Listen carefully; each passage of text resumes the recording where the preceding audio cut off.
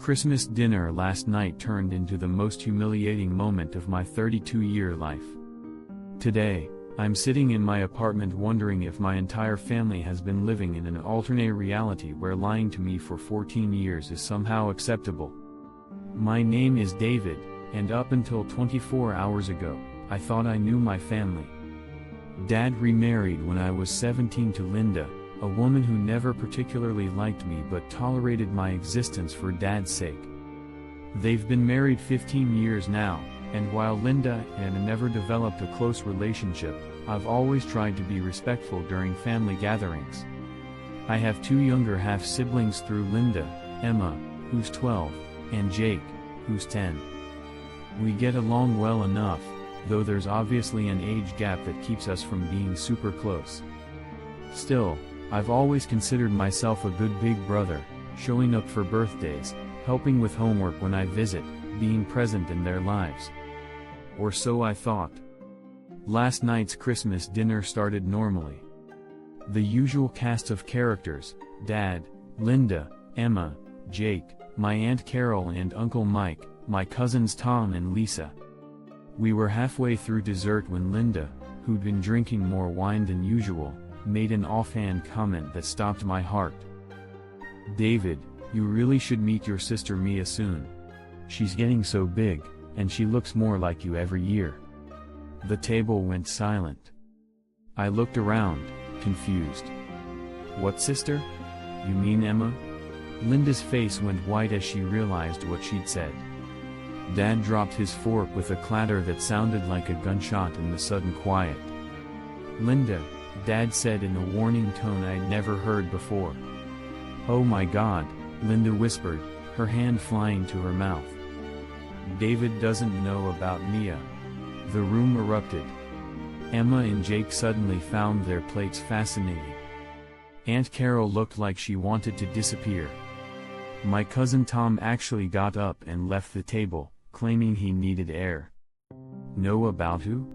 My voice came out strangled. "Dad, what is she talking about?"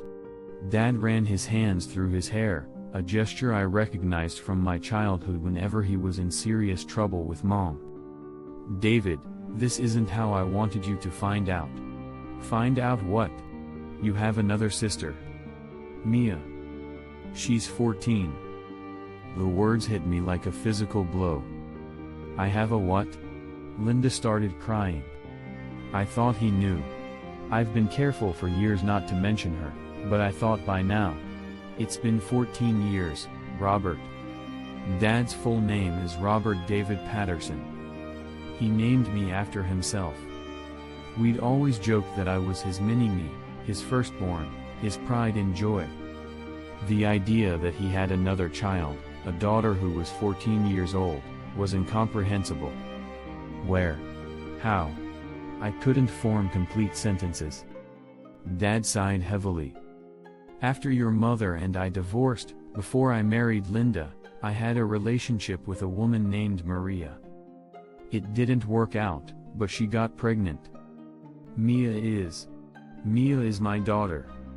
And you've been hiding her from me for 14 years? "I wasn't hiding her," Dad said defensively. "The situation was complicated. Maria and I had an ugly breakup. She moved to Portland with Mia when she was a baby. I send child support, I visit when I can, but Maria made it clear that she didn't want me bringing my new family into Mia's life." I looked around the table at faces that suddenly seemed like strangers. "Who else knows?" The silence was damning. "Everyone," Emma said quietly. "We've known about Mia our whole lives. We've met her," Jake added. "She comes to Dad's office sometimes when she's visiting her aunt in town." I felt like I was drowning. "You've met her?" Aunt Carol cleared her throat. "David, honey, we thought you knew. When you didn't mention her, we figured you just didn't want to talk about it. I've been sending her birthday presents through your dad for years," Uncle Mike added. "I always wondered why you never mentioned her." The betrayal was suffocating. Not only did I have a 14-year-old sister I'd never met, but my entire extended family had been part of an elaborate conspiracy to keep her existence from me. So let me get this straight, I said, my voice getting louder. I have a teenage sister who I've never met, never been told about, and all of you have just been pretending she doesn't exist when I'm around? It wasn't like that, Dad started. Then what was it like, Dad? Because from where I'm sitting, it looks like you all decided I couldn't be trusted with the truth about my own family. Linda was full-on sobbing now. I'm so sorry, David. I never meant for it to come out like this. I've had too much wine, and I forgot you didn't know. You forgot? I stood up so fast my chair fell over. You forgot that you've been lying to me for 14 years? Dad stood up too, his hands raised in a calming gesture. David, please sit down. Let me explain. Explain what? How you decided your eldest son didn't deserve to know he had a sister?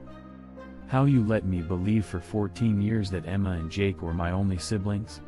The situation with Maria was messy, Dad said. When Mia was born, Maria was angry about our breakup. She told me she didn't want my other family confusing Mia or making her feel like she wasn't enough. So you chose her comfort over my right to know my own sister existed. I chose to respect the mother of my child's wishes, Dad snapped, showing the first flash of anger. You were 18, David. You were going off to college, starting your own life. I didn't think it would matter that much. Wouldn't matter? I was yelling now. I have a 14-year-old sister who doesn't even know I exist, and you didn't think it would matter? She knows you exist, Emma said quietly. She knows about all of us. She has pictures of our family on her bedroom wall. She's always wanted to meet you. That broke something in me. This girl, my sister, knew about me, wanted to meet me, and had been waiting for 14 years while I remained completely oblivious to her existence. I grabbed my coat and headed for the door. David, wait, Dad called after me. Don't leave like this. It's Christmas. Christmas with my real family, right? The one that actually exists? Or are there more siblings you forgot to mention? I slammed the door and drove home, my hands shaking with rage and heartbreak. The aftermath has been a nightmare. My phone started buzzing immediately with text messages, from Dad, I know you're angry, but please let me explain properly. This isn't how I wanted you to find out. From Linda, I'm so sorry. I never meant to hurt you. Please forgive me. From Emma, I'm sorry we kept this secret. We thought you knew and just didn't want to talk about her. From Aunt Carol, honey, try to understand your father's position. It was a complicated situation. From Uncle Mike, you're overreacting. Come back and let's work this out like adults. That last one made me see red. I was overreacting? I just discovered I had a teenage sister who'd been hidden from me for her entire life, and I was overreacting. I spent the night Googling Maria Santos and Mia Patterson. It wasn't hard to find them. Maria has a Facebook page where she posts about her daughter regularly.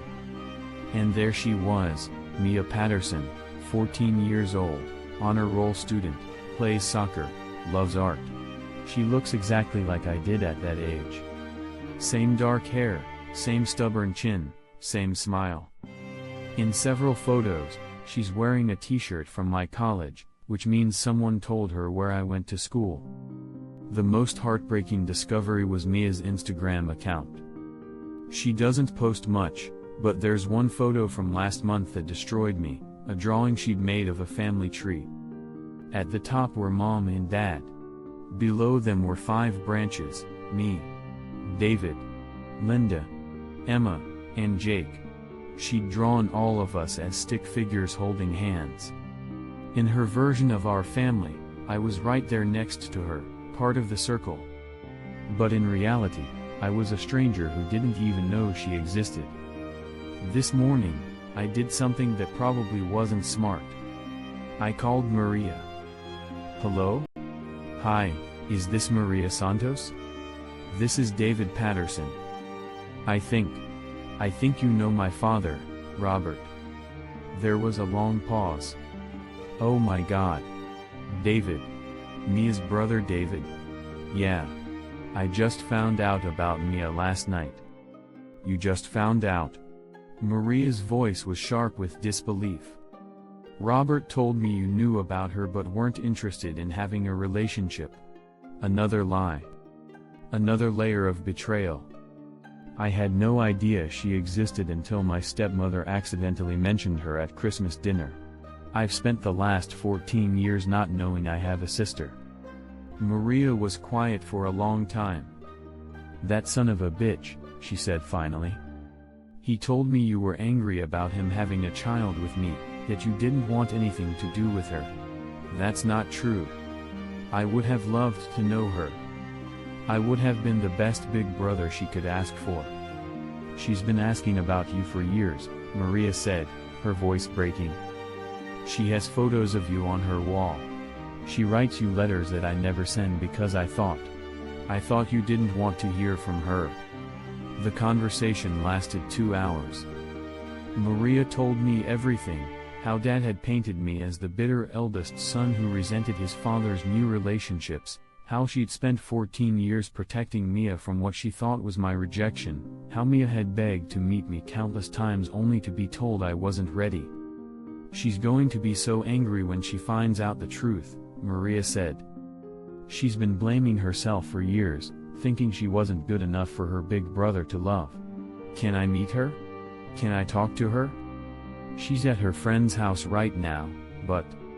David, she's coming home tomorrow. Maybe you could drive up to Portland? I think it's time she knew the whole truth. I booked a hotel room in Portland for tomorrow night. I'm driving up in the morning to meet my 14-year-old sister for the first time. Meanwhile, my phone continues to blow up with messages from relatives telling me to be the bigger person, to think about the family, to not let this ruin the holidays. The cognitive dissonance is staggering. They want me to be the bigger person? I'm not the one who lied for 14 years. I'm not the one who kept a child's existence secret. I'm not the one who let a teenage girl believe her big brother didn't want her. Dad has left 6 voicemails, each one more desperate than the last. David, I know you're hurt, but you have to understand the position I was in. Son, please call me back. We can work this out. I was trying to protect everyone involved. The situation with Maria was toxic. You're being unfair. I did the best I could with a complicated situation. Fine, if you want to blame me for everything, go ahead. But don't punish Mia for my mistakes. David, I'm begging you. Don't destroy this family over something that happened before you were even an adult. That last message made me laugh bitterly. Don't destroy the family. The family destroyed itself 14 years ago when they decided I couldn't be trusted with the truth. The worst part is that some small part of me understands Dad's reasoning. His relationship with Maria was messy, she didn't want his other family involved, and maybe he thought he was protecting everyone by keeping us separate. But 14 years? 14 years of looking me in the eye at every family gathering, knowing he had another daughter, knowing she wanted to meet me, knowing I had no idea she existed? How do you do that to someone you claim to love? And the rest of the family? They all just went along with it.